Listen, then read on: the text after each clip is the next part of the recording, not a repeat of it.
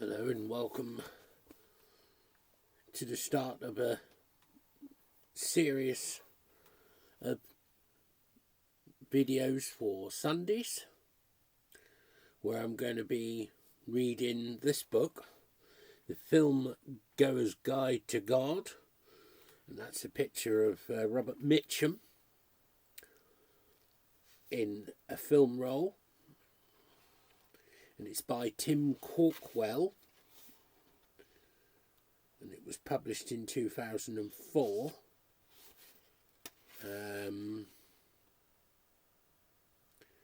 In Norwich. In April 2003 he wrote this, and that's the story of right hand, left hand Robert Mitchum as Harry Powell in Night of the Hunter. So the Filmgoer's Guide to God. Today I'll read the prologue and the first chapter on God's grace and God's silence. Then there's 1, 2, 3, 4, 5, 6, 7, 8, 9, 10. Another 10 chapters. Maybe a couple of times I'll do 2 chapters. But otherwise, today is going to be the prologue and God's grace and God's silence. So let's look. And from Jimmy Rogers, in the jailhouse, you're in the jailhouse now. So the author begins, I have never been to prison, but I have spent time in Alcatraz. Aye, that's the author.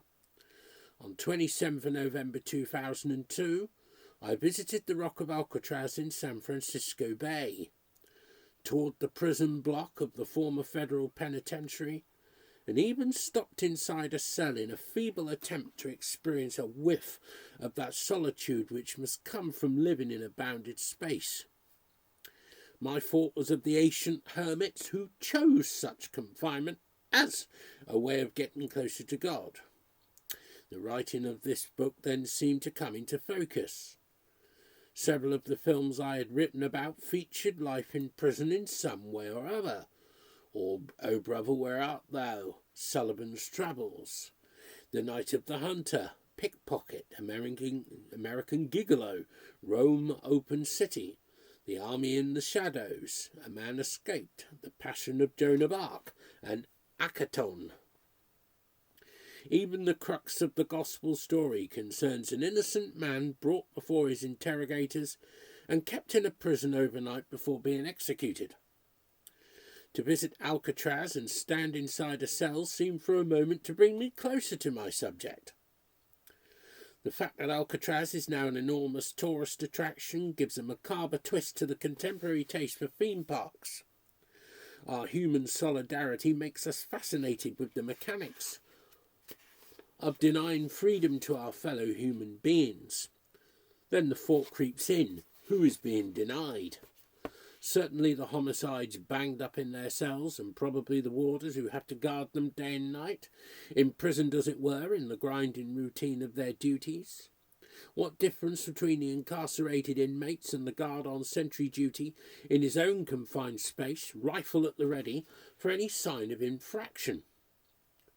But might we latter-day visitors also be locked into solitary for an hour, wandering around like automata, transfixed to our audio headsets? The thought comes back to me. We are born free, but everywhere we are in prison. For the religious person, freedom is found in the company of God, in the spiritual life, not the material one. Human justice is riddled with error, imperfection and corruption, an idea we shall encounter in a number of films. The gospel story of Jesus' trial and death in the versions of Dostoevsky's Crime and Punishment, in the stories of wartime occupation, in the story of the martyrdom of Joan of Arc. Yet to portray existence lived behind mental bars, neither prison nor the vagaries of human authority are necessary. The protagonists of Diary of a Country Priest, Winter Light, Under Satan's Sun, Nostalgia, Andrei Rublev, Stalker, The Apostle, Brighton Rock, The Funeral and The Word, all wrestle to a greater or lesser intensity with what human freedom means. In this context, compassion and the capacity to imagine divinely created abundance are the softeners of pain, the human capacities that mitigate the harshness of existence, as witnessed by Mouth Agape, Mother and Son, the Nantes Triptych, Babette's Feast and Breaking the Waves. In choosing which films to write about, I have confined myself to those made in Europe, interpreted as including Russia and Georgia, and the United States of America, and the God in question is the Christian one, not the Islamic, Jewish, or any other kind of God. That is deliberate in order to preserve a focus to the theme. My aim has been to give an introduction to religious cinema for those with a general interest in religious art and literature, but I hope also that, since the analysis derives from careful and repeated study of the works themselves, those who like films before they are interested in religion will find new insights. The book strives to make plain that it is the visual thrust that distinguishes film from literary narrative, so that framing, movement and editing are key to the understanding of the artifice of film, artifice being understood as the process that embodies creativity of thought, of giving form to ideas.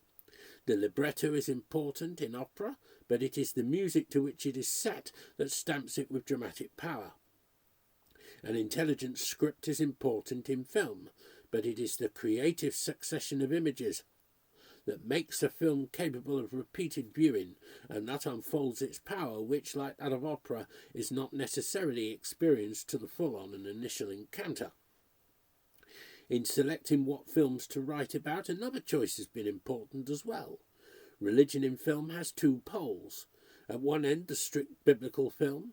At the other, any film which deals with the ideas central to a Christian understanding of the universe, such as redemption, humility, compassion, unexpected salvation, paradise. While I have engaged with the biblical wing in terms of films of the gospel, hardly to be avoided in a book of this title, I have not entered the vast territory of the other wing, for fear of going nowhere in particular.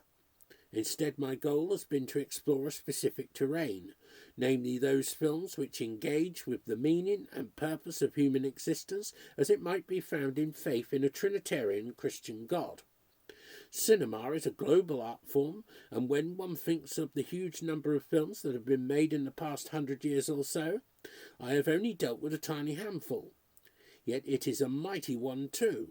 A number of remarkable works of art have emerged from this cross-fertilization of the centuries-old reflection on the nature of the Christian God and the century-old art of the cinema, and four quintessentially cinematic minds have achieved masterpieces from the use of religious stories.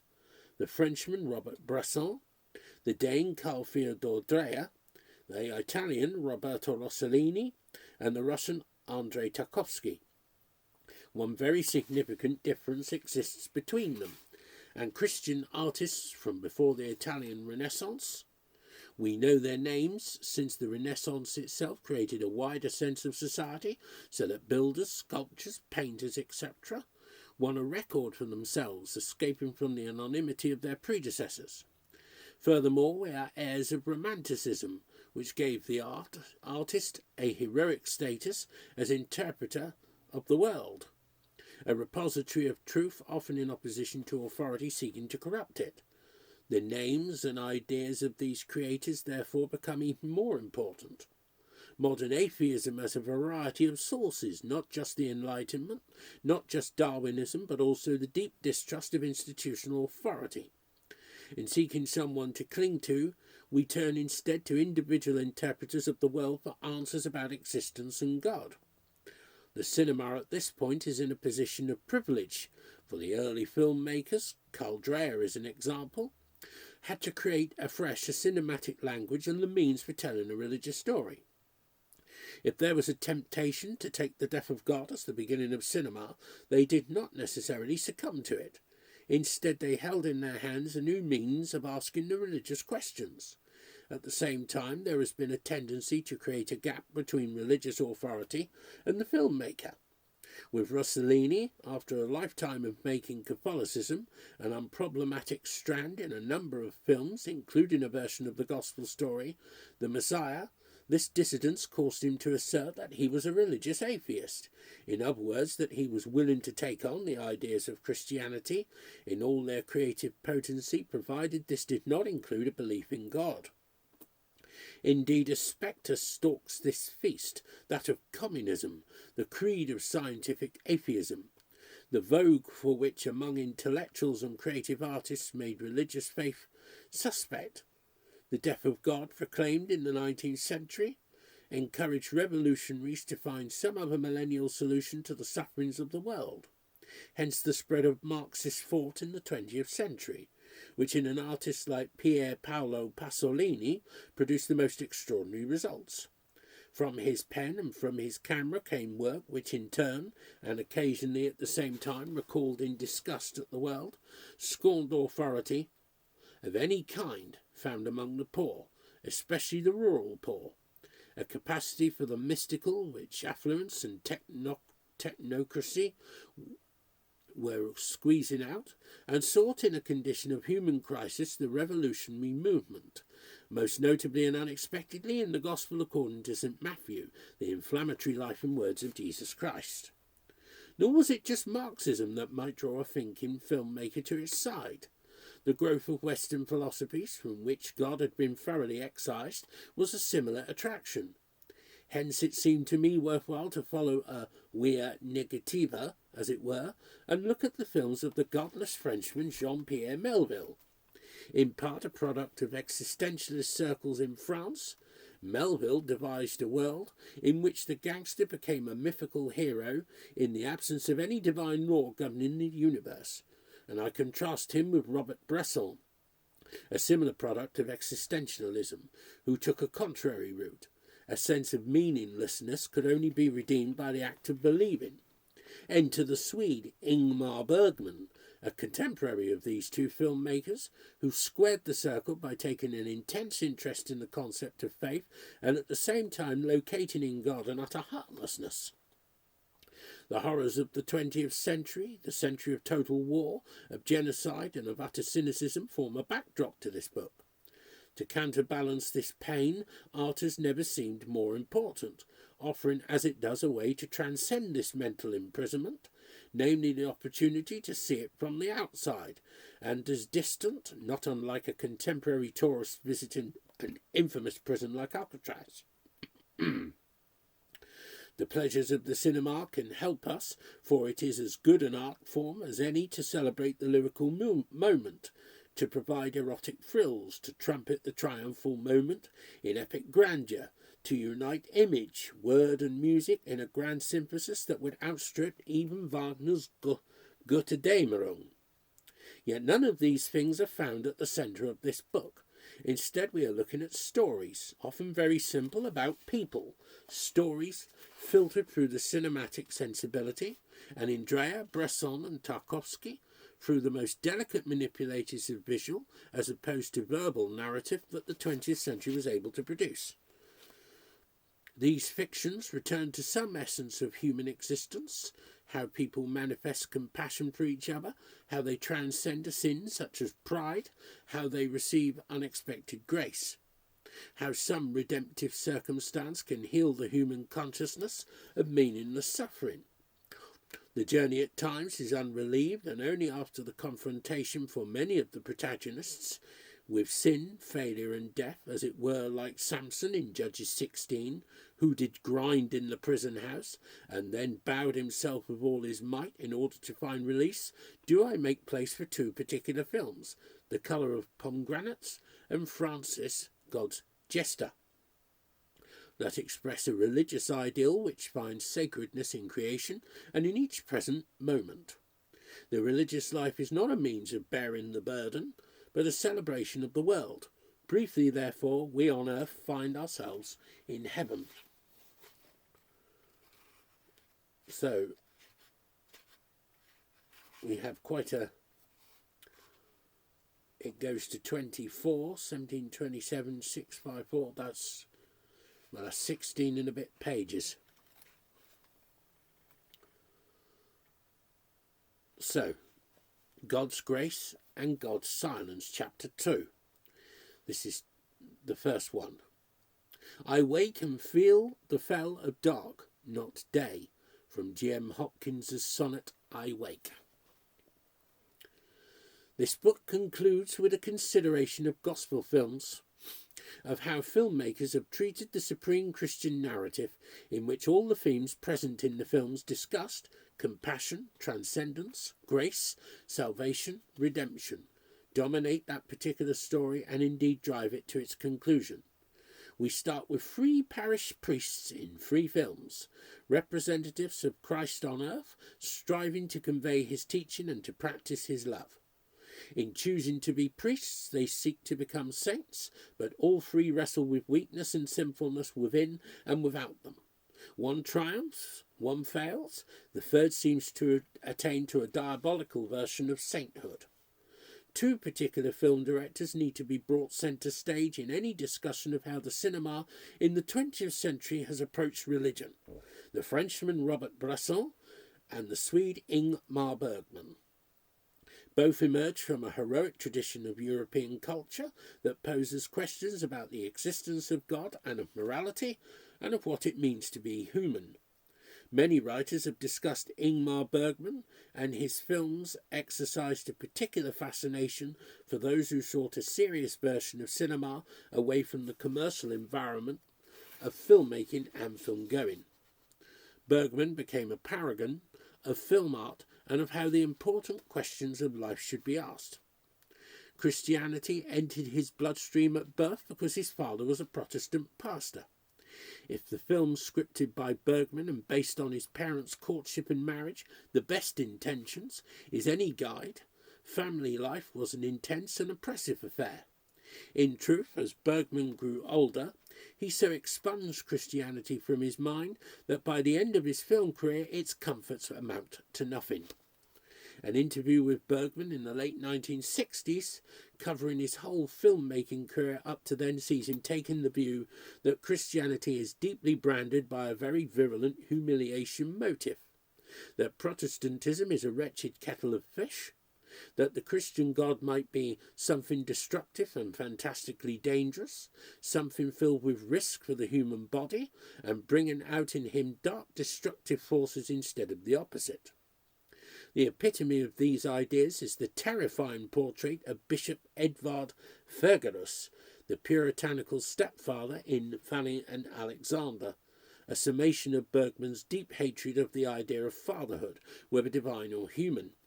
Yet Bergman is intriguing, for he does not appear to dispute that God exists, just that he is loving. It may be for this reason that he draws audiences suffering from a crisis of faith, since he allows them to keep their God, but at the same time to dislike him or even blame him. Robert Bresson is different.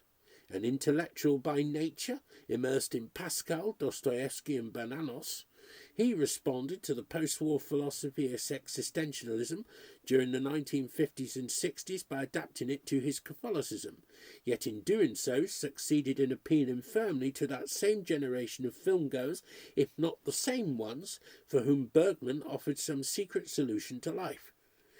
He managed to do this in 3 ways: by the philosophical quality of his stories, since they all deal intensely with human free will; by adopting an unorthodox, even heretical approach, since he was preoccupied with the virtues of suicide; and finally by the manner of his storytelling. He used close-ups, off-screen sound, and ellipses in order to compose his films with a rigor rare in the commercial cinema. His Catholicism in particular drew on Georges Bernanos, 1888 to 1948, a French novelist who sought to explode the comfortable traditions of the Church with scorching notions of salvation and grace. In 1950, in his 3rd film, Bresson's style came of age when he chose to make a version of Bernanos's Journal d'un curé de campagne, Diary of a Country Priest, hereafter Journal. Although the book is densely written, Bresson brilliantly achieves a fidelity to the narrative while compressing its long speeches and dialogues, and to its mood. For the latter, he uses music more extensively than in subsequent work, and in the 1950s it seems to have been the one area of his film style that remained for him to purge. After this film, he used only snatches from the classical composers Mozart, Schubert, Monteverdi, etc., and then for his last 4 films dropped music altogether. One feature of Jean-Jacques Grunewald's score in Journal is its uneasiness, at places conveying anxiety in the same way that Debussy did in his opera Pelléas et Mélisande. This fits the story well. The priest arrives at his first parish and becomes enmeshed in conflict with the family in the big house. The count is having an affair with the governess Louise. The countess has retreated from the family into an obsessional devotion to the memory of her son who died young, and Chantal, the teenage daughter, has been moved by her parents' lovelessness to a despair issuing in jealousy of Louise and to cultivating a poisonous air of malice. The film's central scene involves the young priest wrestling with the soul of the countess, forcing her to find peace in God's will rather than rebel against it. He wins, but when the countess dies that night, released from her years of pain, his torment intensifies because the family, prompted by Chantal's malice, interprets the priest's conversation between the two, which was in effect a confession, and therefore subject to a code of complete privacy, as a chastisement of the countess by the priest, which breaks her will to live. The film ends with the fragile priest going to see the doctor in Lille, being diagnosed as having stomach cancer, taking shelter with his seminary friend Dufretti, who had thrown up the priesthood, and dying in his down-at-hill apartment, although not before he has gone soul to soul with Dufretti to urge him to go back to the priesthood. The film ends with Dufretti agreeing to see the Curé de Tours, and with the priest's last reported words, "What does it matter? All is grace." This sequence at Lille, that lasts a little over a quarter of an hour, effective though it is essentially a coda to the main story, which is the battle of wills between the priest and Chantal. The chief climax comes after some 90 minutes when Chantal visits the priest as he proposes to leave for Lille. She has got her way in the big house, for Louise is to depart, but having previously eavesdropped on the conversation with her mother, she admits to him that he effected a miracle with the countess in drawing her out of her resignation into a state of peace. Grunewald's score echoes the claustrophobia of the big house, which only this choir boy of a priest, emitting a sort of incandescence, une espèce de feu qui le brûle, is able to purge. I apologise if the French is not good. The shift in music finds a counterpart in the way Bresson tells the story. Bernanos' original novel certainly focuses on the conflict between priest and family, so intense as to place it on a mystic plane. But Bresson uses the techniques of film to create a quite other dimension to the tensions of the story. To give an example, Louise, the governess, is often the only communicant at the priest's early morning mass, but after the priest receives an anonymous letter telling him to leave the parish, by chance he finds it matches the writing in a prayer book that has been left behind in church. He places the book on a chair, and while the camera remains fixed on it, we hear footsteps off-screen of someone coming to mass. Bresson is telling us we are about to discover the author of the letter. It turns out to be the faithful Louise. This device of steps being heard off-screen is a standard means in the cinema of creating suspense, quite absent from the novel. For any priest coming to a parish with a squire, the relationship between church and big house is crucial, potentially a microcosm of relations between church and state. The count has the barn which the priest wants to convert into a youth club. Will he give it, or will he block his ideas? Early on, the count does approve all the plans, but then tells the priest to go very slowly on the grounds that the parish is difficult. The young man's idealism comes brutally up against the older man's cynicism. Other events soon overtake these negotiations. The young priest, having failed to use an opportunity to reproach the town clerk for his late-night dances, which he believes are corrupting the youth of the village, shortly after does not shrink from reproving the count for the unhappiness of his daughter. This frosty conversation comes as a turning point. After it, the priest is engaged in spiritual combat for the rest of the film, and his suffering moves up a gear, as it were. But prior to it, Bresson produces a marvellously deft picture of the rural priest's lot, specific to a tiny Catholic parish in northern France, but with a universal quality as well. First, Fabregas, baptized in vinegar, as a parishioner was once described to me, remonstrates that he is being overcharged for his wife's funeral and that the church is battening on the misery of the poor. The priest seeks advice from the older Curé de Torse, who lectures him that he should have kicked Fabregas out for his meanness, that in his day they made chef de paroisse, and now they send choir boys who whinge instead of command, who want to be loved when in fact a true priest is never loved. Torsi then delivers some cruel advice on the parochial ministry. Create order all day long. Do it thinking that disorder will blow it all away. In the next shot we see the priest at home peeling potatoes, the man of sorrows in torment, interrupted when the town clerk arrives to tell him that the commune has agreed to have electricity installed in his house. Overcome with gratitude, he refrains from saying anything about the late-night dances. The next shot shows the priest awake in the darkness, listening to the noise of revelry coming from the square below.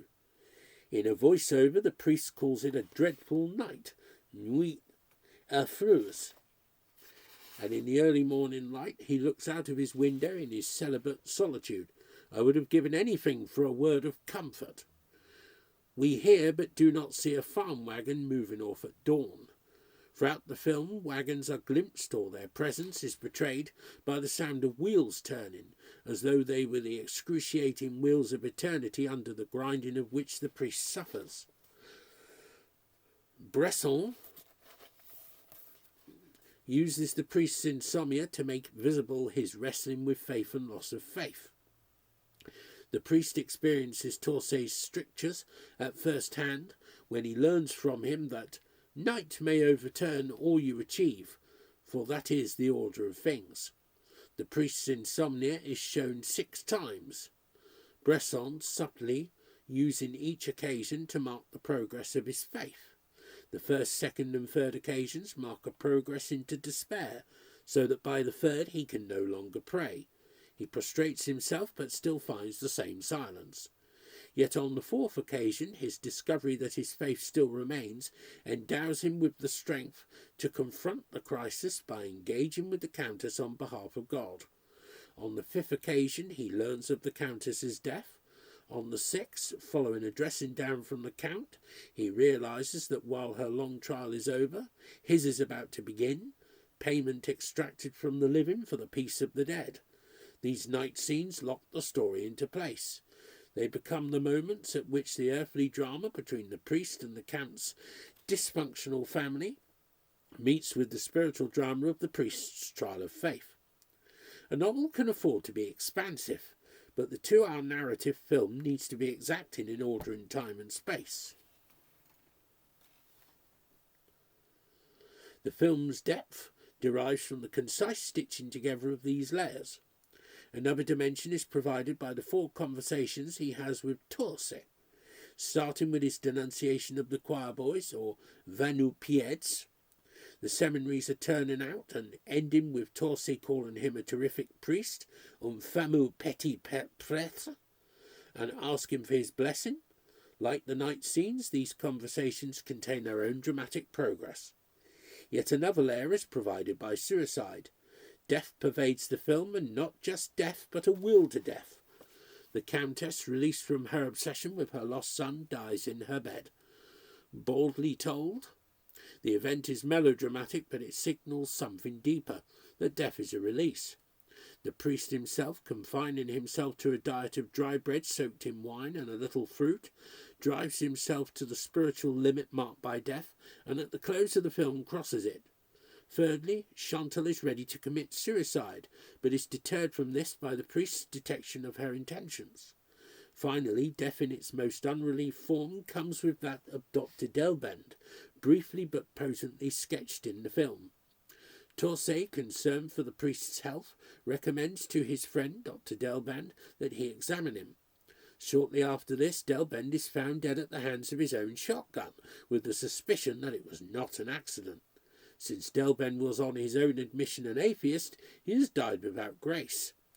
The thought seems to horrify the priest, but Torsay is confident. He was a just man.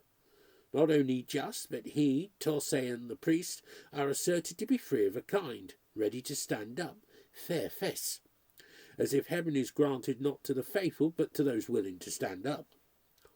Bernanos could not have found a more faithful interpreter than Bresson of the idea of the priestly vocation as he saw it, a wrestling with human sinfulness to the limit of physical capability, so that death, when it comes, is a moment of triumph. It is towards the end of the story that we hear the priest write in his diary that mornings are blessed, and when he has learnt of his stomach cancer and has faced up to the prospect of death, his thoughts are of the freshness of morning, a moment of renewal after the long and dreadful night, a time of angels.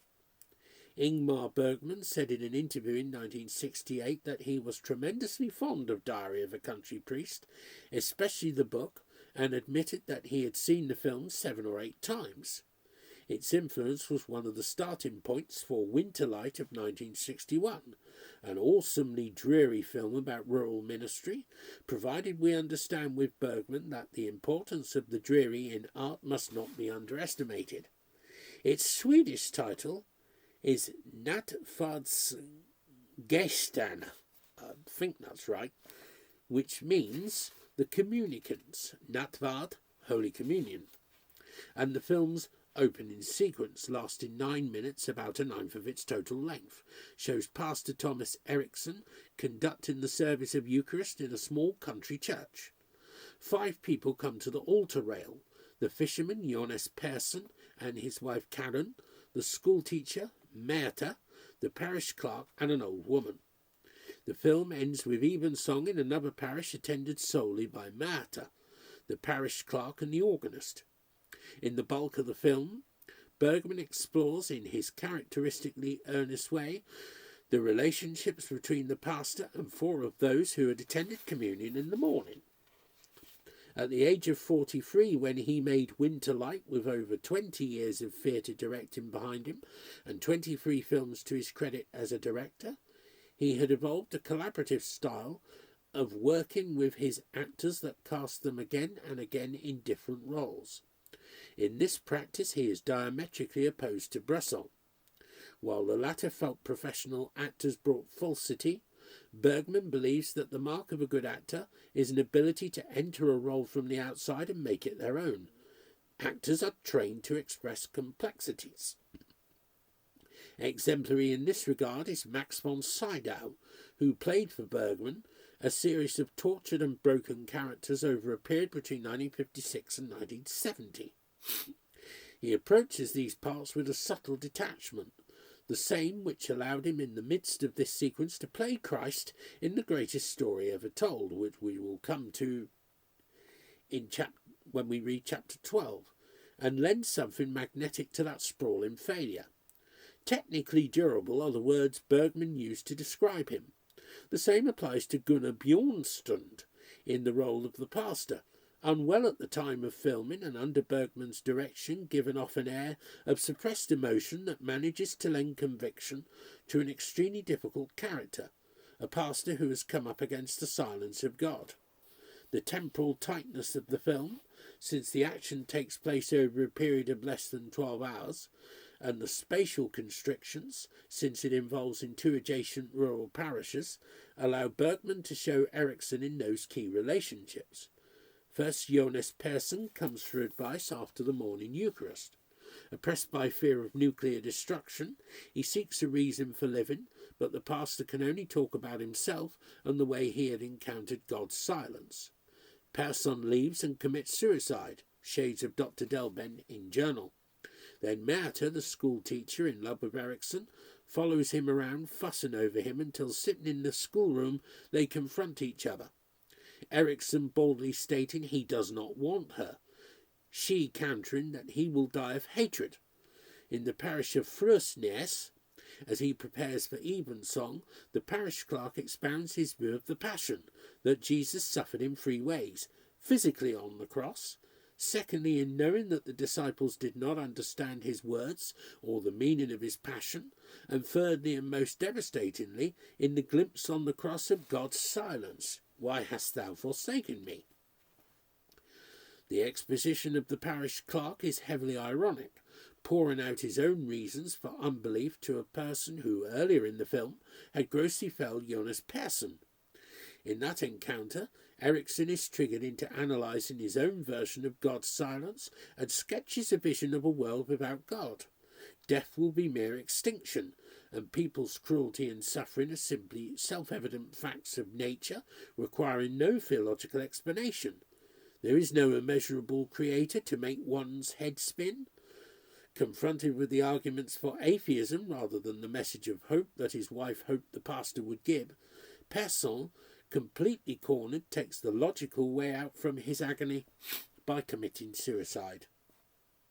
All 3 of the pastor's relationships explored in the film, with Persson, with Märta, and with the parish clerk, embody the silence of God which the pastor is experiencing. Yet there is a 4th key relationship, which suggests something of the grace he has lost. He still mourns for his dead wife. One senses the presence of Sartre, hell is other people, and it is only the person who has left his life that the pastor longs for. The film is essentially a study of loneliness, and the absence of faith it analyses is the incapacity of the pastor to love anyone living. Its quality lies in the analysis. Just as we see Märta, in a flashback, rip off the bandages from her hands to reveal the eczema she suffers from, Bergman rips the metaphysical bandages from these people to show the starkness of their mental torment. The actors' faces convey tightness and supposed hysteria. The dialogue largely dispenses with the niceties of conversation, as if they were irrelevant banalities to the only fit subject of discussion, namely the existence of God, while the camera is square on to the characters, filming in medium shot and close-up, with the winter light diffused across these drained faces, a sort of revelling in the grey scale. Bergman's roots were in the theatre, and although he both wrote and directed a large number of films, he also spent much of his time as a theatre director, and from 1963 to 1966 was even head of the Royal Dramatic Theatre in Stockholm. His films often observe theatrical forms. For example, Winterlight is essentially in 5 acts: the communion and after communion in the parish church, the sight of Persson's suicide, the confrontation with Märta in the schoolhouse, the visit to Persson's widow, the evening service at Frøsnes. The script itself is theatrical.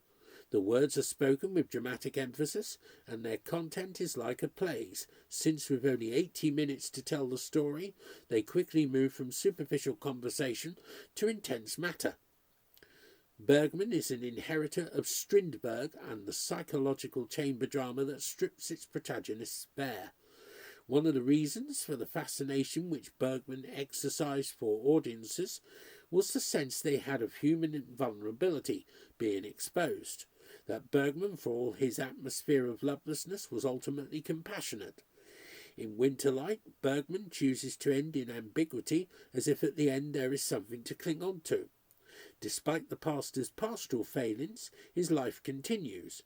Märta, following her rejection at Eriksson's hands, does not hesitate to offer to drive him to Frøsnes for evensong. Since she, the organist, and the parish clerk are the sum total of the congregation, the question is put to the pastor whether the service should be cancelled. The deeper question is unspoken. If God will not communicate with him, what is the point of an act of worship? Erickson goes ahead and thus speaks the last words of the film before the altar. Holy, holy, holy is Lord God Almighty. The whole earth is full of his glory. The end makes an intriguing contrast with Journal. The last words of both book and film are, what does it matter? All is grace. And the film shows the shadow of the cross on a wall as if it was the earthly imprint of the young priest's departed soul. Out of the ruins of human relationships, Bresson finds triumph. Bergman, on the other hand, inverts the elements. While Bresson balances death with salvation and the male priest burns those who come near him, Bergman chooses a woman, Märta, who strives to use her fire to melt the male iciness of the pastor. He juxtaposes the message of glory with dreariness. He closes on the pastor's empty visage, reciting the liturgy without conviction. There is a larger contrast too. In Journal, the Catholic doctrine of salvation and the operation of divine grace mean that the priest's night of doubt is overcome by his persistence in his vocation, Mother Church being larger than the individual. In Winterlight, on the other hand, the Lutheran emphasis on personal meaning has the result that where no such meaning is found, the vocation looks profoundly suspect and the church edifice begins to crumble. It is particularly significant that these two stories of crisis, the priest of Journal wrestling with the litany of sin, Pastor Erickson wrestling with silence, takes place in a rural setting. As dramas, they achieve a heightened quality by being set in a claustrophobic world. Emotional relationships in small communities become magnified on a cosmic scale almost. The tradition of the rural parish priest throughout Christendom poses particular strains on the human ability to communicate with each other, to love and to hate, to conquer sin and suffering. Each story in its own way testifies to the central question of how humans reveal their love for each other. Another film about a priest, Sous le soleil de Satan, sends us back again to Georges Bernanos. Journal d'un curé de campagne, published in 1936 to become his most celebrated novel, is a culmination of his preoccupation with defining the nature of priesthood. This had begun with Sous le soleil de Satan, Under Satan's Sun, written in the mid-1920s in cafes and station buffets when Bernanos worked for an insurance company. This method of composition may account for its disjointed quality since it is in three distinct sections. The last part was written first and depicts an elderly rural priest, Father Donissin, in the tiny hamlet of Lumbre, where he has achieved sainthood on earth. The central incident is his raising of a dead child back to life, following which he has an attack of angina and dies. The first part of the novel, which was written second, is the story of 16-year-old Germaine Malorphy, pregnant seemingly by the Marquis de Cadignan. Coming to his house late one night, she asks to be taken away from her family to Paris, but finds no comfort. In the morning, she shoots him with a shotgun, but the inquest pronounces it to be suicide. She visits another of her lovers, Dr. Gallet, the doctor and government deputy for the area, which ends with her in hysterics. She is taken to a nursing home and a month later gives birth to a stillborn child. The middle and longest part, titled The Temptation of Despair, which was written last, tells of Donissin as a young priest under the pastoral guidance of Canon Menou-Segret, dean of the parish of Campagne in northern France. The dean, a well-born, experienced and comfortable priest, having battled with secular authority, has the air of disappointed hopes about him, in contrast to Donissin, who is of peasant stock, self-critical and uncertain of his vocation. Despite the contrast, Bernanos gives them an affinity. Donissin respects Menou-Segret's guidance, while the dean sees the germ of saintliness in the young priest, as Torset does with the priest of Journal. The crisis in the second part of the novel revolves round an encounter Donisan has with an itinerant horse dealer in the open countryside. He is lost when the horse dealer appears to bring help but turns out to be Satan in disguise. Donisan feels a miracle occurs. He sees into his antagonist's soul for what he is. When he awakes the next morning, he returns to Campania, but meets Germaine Malorfi on the way, and thanks to his inner vision, proceeds to reveal to her the details not only of her life and family, but also of the killing of the Marquis, confronting her as a victim of Satan. She flees from him. The section ends in gross melodrama. When she returns home, she cuts her throat. Donisan rushes to the house where, in her death throes, she declares the wish to be taken to the church to die. Donisan snatches the body from her father's hands and carries her to the foot of the altar. In the aftermath, his superiors criticise the dean for letting it happen, and having condemned Donisan for excesses which belong to another age, send him to the Trappist monastery at Tortefontaine to be cured. 5 years later, he is appointed to the hamlet of Lumbre to become a new curé d'Ars, the 19th century priest who attracted large numbers of pilgrims to his confessional in the tiny village of Ars. ARS. Like Diary of a Country Priest, the story does not seem especially promising as a film, yet 60 years after its publication, the distinguished French filmmaker Maurice Pierlat decided to turn it into one, perhaps in recognition of the continued interest in Bernanos as a writer, at least in France. It is hardly conceivable that in doing so he was unaware of or indifferent to Bresson's version of Journal, and the result can be read as a critique not just of Bernanos' Catholicism, for he focuses on the ambiguities inherent in Sur le Soleil de Sept but also of Bresson's style in that he seeks to reassert the values of professional acting, casting the noted French star Gérard Depardieu as Donisan and as Germaine the young Sandrine Bonnaire, but being 19 years old, not as young as the girl she plays, whom Pierlat had made into a star in 2 previous films. He himself took the role of Menu Segre, the Dean. Bresson's journal has a particular place in film history as marking the true starting point of the Bressonian style, using what he calls models and not actors to play the roles.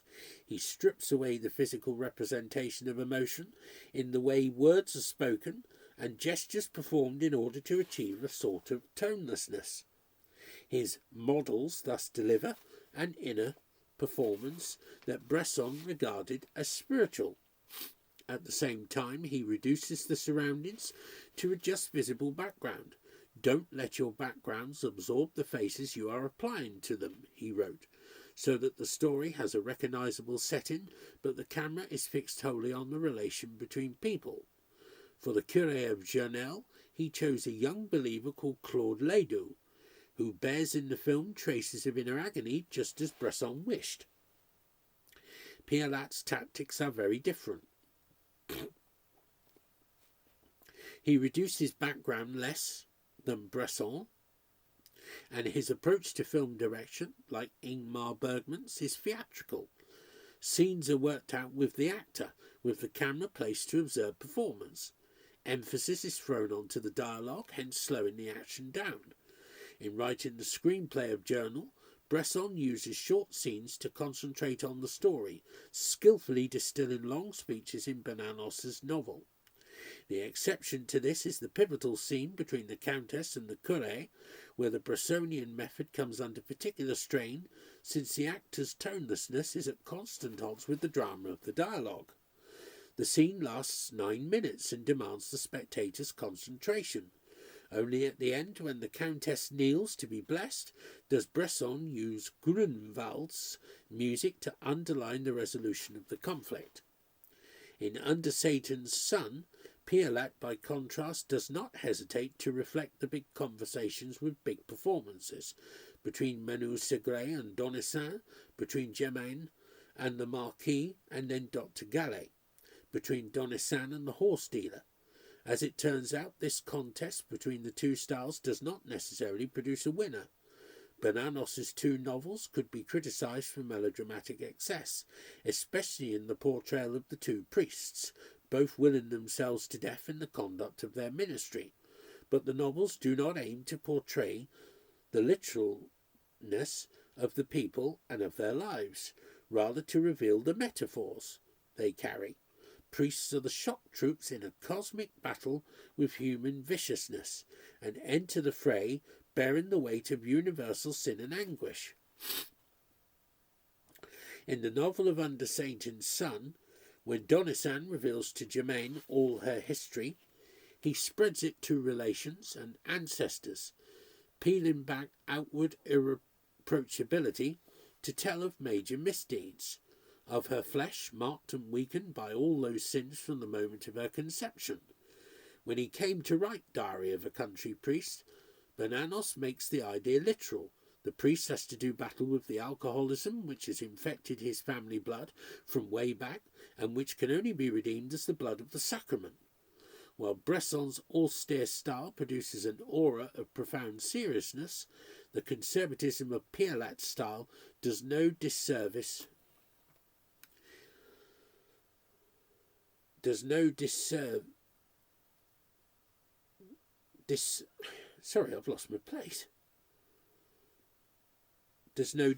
to this cosmic struggle. Bonheur mixes assertion and fragility. Depardieu's large frame and lost looks are pitted against the smiling horse dealer, torturing Donisan as he smiles. Donisan's callowness spars with Manu Segre's bearded wisdom. Pialat manages to suppress the hysteria, so that when it does burst forth in Germaine's screams, or in Donisan lifting the dead child and calling on some supernatural power to show who is master, real tension is created. The film only falls apart when Pialat shows Donisan laying the blood-stained body of Germaine at the foot of the altar. His mouth is smeared in blood. Germaine's mother embraces the corpse. Germaine's father assaults the dean.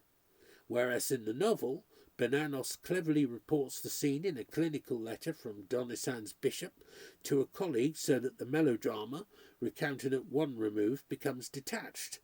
The film gives us Grand Guignol, the camera falling prey to the temptation to show everything. Pialat's theatricality is also the source of a major difference between novel and film, which helps him to underline the ambiguity of the story. Instead of accepting the structure of Bernanos's three distinct sections, Mouched's story, the temptation of despair, and the Saint of Lumbre, spread over a long period, he contracts the time and indeed space into a single unity. Germaine's and Donisan's stories are told in parallel rather than in sequence, so they are interwoven, and Donisan is still a young man when he has achieved his sainthood and resurrects the dead child. He marks the stages of the story with the use of a highly arresting fragment from Henri Dutilleux's First Symphony, starting with soft but sombre cellos and then overlaid by tense violins. For the opening credits, Act 1, for the start of Donisan's cross-country journey, Act 2, when he takes leave of the dean to go to the monastery and thence to Lumbre, Act 3, and again for the final crisis when Donisan returns from the farmhouse where the sick child has lain and succumbs to the stroke leading to his death. Pialat also changes the end in a vital way. The book reaches its climax when a member of the Académie Française, Antoine Saint-Marin, visits Lumbre to meet the priest for the vaguest of motives, which appear to include the garnering of ideas for a new book. It is Saint-Marin who finds Donisan dead in the confessional, whose whole body seemed to be miming a dreadful challenge. "You wanted my peace, come and take it." The scene constitutes a full frontal assault by Bernanos on that bastion of cultural authority, the Académie Française, aiming to blast it to ruins by the spiritual power of Donisan's death. Pialat matches this final twist, but there is no academician present. Instead, it is the dean who, on a visit to see his former protege, and wandering through the church to look for him, opens the door of the confessional to reveal Donisan's body. His ghostly face is like a death mask. The dean warily walks back down the church past a cross on the far wall. The film ends again with the death's head and repeats de Tulux's fragment, still musically unresolved. Indeed, ambiguity is at the heart of Pierlat's version. Whereas Bernanos's impassioned Catholicism, in revolt against comfort and republicanism, sought to redefine the nature of priesthood, Pierlat is more taken with the outward specifics of the story. There is a vivid episode in the novel where Donisan mortifies his body by whipping himself repeatedly with a chain. Pierlat, and seemingly Depardieu as well, relish the inclusion of this scene in the film, yet in the novel it is prompted by an encounter with an invisible other, while in the film we only witness with revulsion a man privately scourging himself. In the novel, Germaine's self-mutilation with her father's razor is done in a conscious wish for deliverance. She asks Donisan to take her to the church to die. This is quite excluded from the film. We see only a troubled girl and the mechanics of suicide. On the other hand, in both novel and film, the meeting with the trickster horse dealer is as if Donisan were looking in the mirror. At the start of this sequence, Donisan, hopelessly lost, is seen wandering aimlessly over vast wintry fields in the folds of Downland. The horse dealer falls in with him, and when Donisan stumbles to the ground in weariness, embraces and kisses him.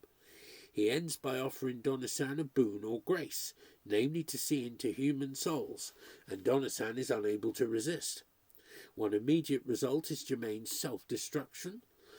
Furthermore, when near the end he visits the Havre farmhouse and lifts the lifeless body of the child into the air, shouting, "Show me who is master," even though the boy then opens his eyes, it remains unclear whether this resurrection is the work of God or of a devil provoking Donisan to remember his supernatural power. When the boy awakes and Donisan, dropping the body, rocks backwards, the mother shrieks, "He's alive," in hysteria, like those of Germaine. Her screams are more diabolical than divine. When Donisan had recounted the miracle of his meeting with first the horse dealer, then Germaine, the dean commented, "The sign is equivocal." By the end, Donisan comments to a fellow priest, "Satan is prince of this world." This equivocation is a measure of Bernanos's encounter with doubt and despair. He rejects the fixed comforts of 19th century Catholicism, aware of a new and emerging conflict between the faithful and the non-believer, bringing to his writing a blistering candour. Night is more than just the absence of light, but the presence of spiritual darkness, the moment when Donisan meets Satan, or when the young priest in Journal experiences the catastrophe of despair. It is the time when the celibate male is alone with his body, prey to his imagination. It is the time when the order constructed during the day is undermined and thrown down. Furthermore, Bernanos' sympathy for his male celibates is matched by a distrust of females. Germaine and Chantal are two of a kind, young, attractive and poisonous. This distrust Bernanos boldly extends to the family, the place of outwardly irreproachable lives where wealth is accumulated, and beneath whose veneer is resentment and hatred. To balance this cruel conception of the world and of people, Bernanos gives his priestly heroes a quality of incandescence, the capacity to burn all who come near them. He can even find something of the same quality in his female characters. Chantal and Germaine have the same fire, and the novels and the films are about the sublimation of that fire in judgment and salvation. And next Sunday, God willing, we will look at faith, and we will cover 3 films: Nostalgia, Andrei Rublev, and Stalker. So, until then, as always, may God bless you all. Amen.